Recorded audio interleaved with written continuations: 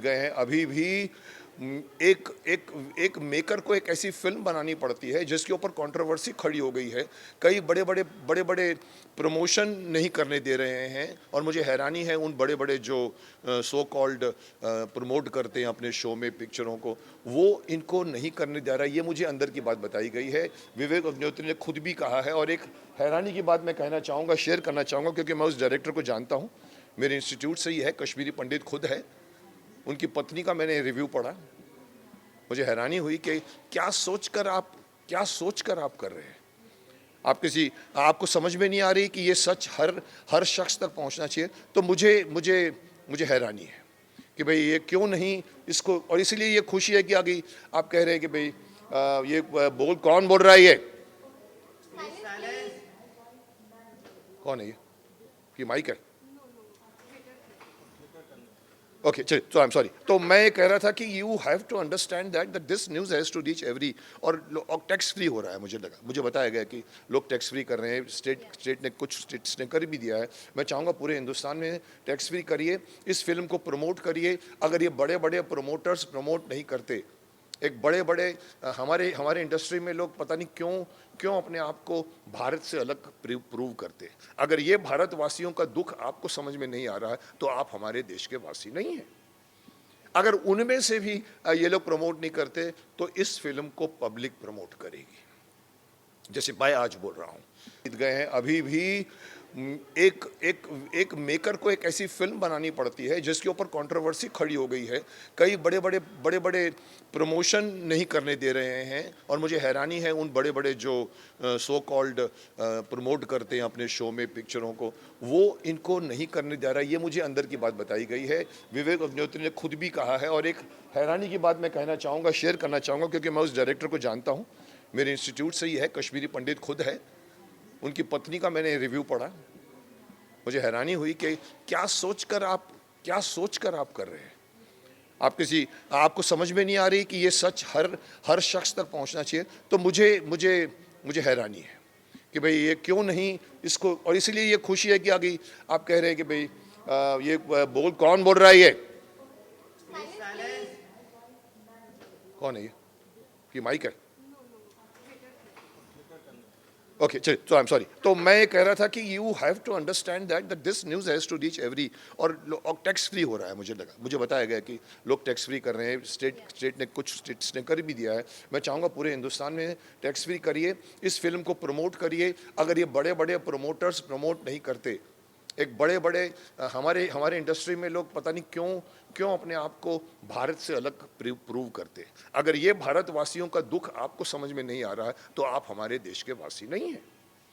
अगर उनमें से भी ये लोग प्रमोट नहीं करते तो इस फिल्म को पब्लिक प्रमोट करेगी, जैसे मैं आज बोल रहा हूँ।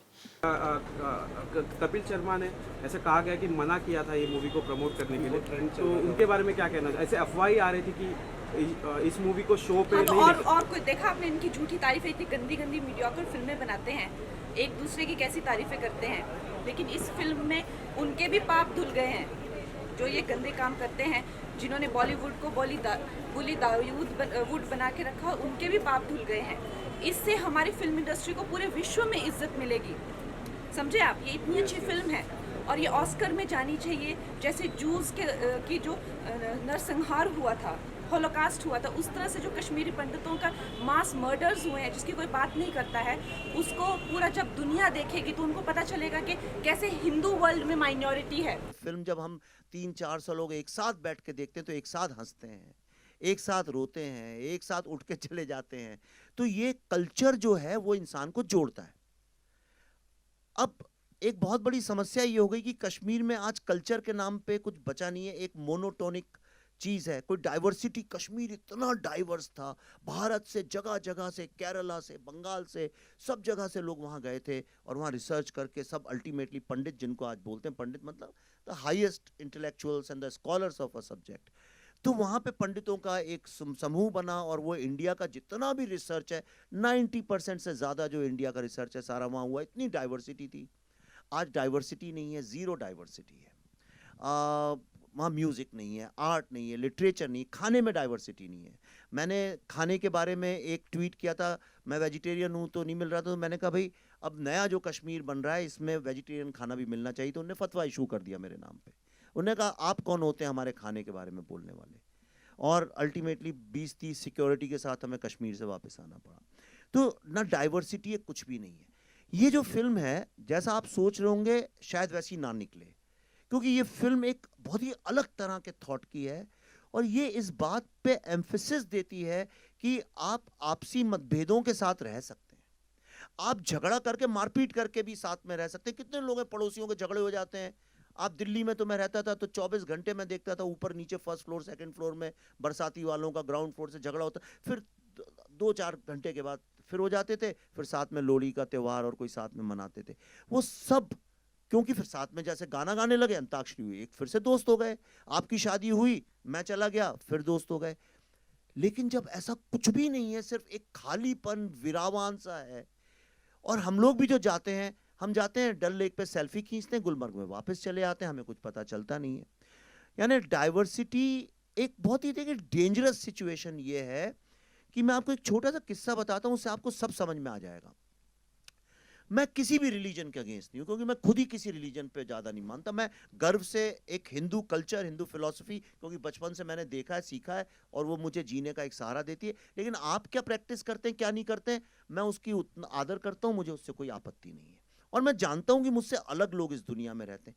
यही तो सारे विश्व के इंसानों का नेचर है, सब जानते हैं कि अलग विचार के, अलग फेथ के लोग हैं। हम एक शूटिंग कर रहे थे, तो पल्लवी एक शिकारा में बैठी हुई थी, और छोटी 1-2 बच्चियों को हमने बुलाया था, 8-9 साल, 7-8-9 साल की, जो ज़्यादा जानती नहीं है, बहुत ही इनोसेंट बच्चियाँ।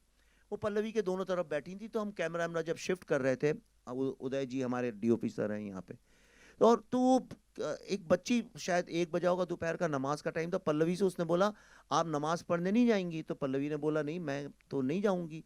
तो कह रही क्यों नहीं जाएंगी आप नमाज पढ़ने? पल्लवी ने कहा इसलिए क्योंकि मैं मुसलमान नहीं हूँ। तो कहने लगी अरे ऐसा कैसे हो सकता है, आप कहीं नहीं जाती नमाज पढ़ने? पल्लवी ने कहा नहीं, देखो ऐसा है, मैं हिंदू हूँ इसलिए मैं नमाज नहीं पढ़ती हूँ। कहने लगी तो क्या हुआ, नमाज तो हर कोई पढ़ता है। एक 8-9 साल की बच्ची, 10 साल की बच्ची, दुनिया में कोई भी बच्चा हो इस बात को जानता है कि अलग अलग फेथ के लोग होते हैं।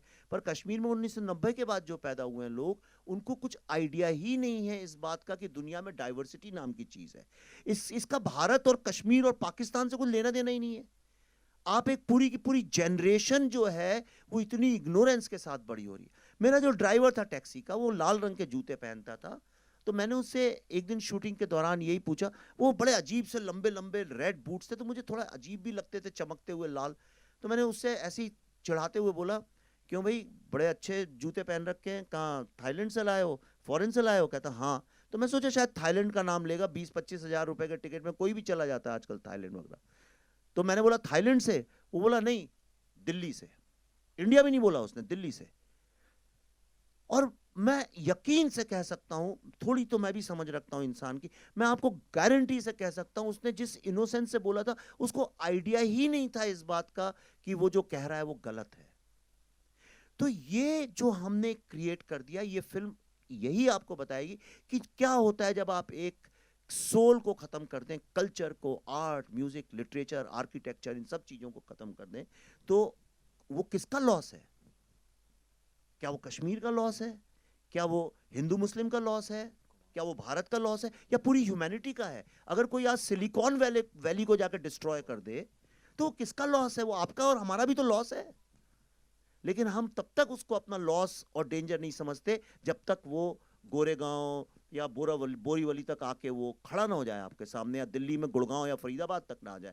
हमारे तो किसी और का प्रॉब्लम है, देख लेंगे। पर ये फिल्म देखने के बाद अपने जीवन में मैं गारंटी करता हूं आप कभी ऐसा नहीं सोच पाएंगे। So be prepared before you see this film.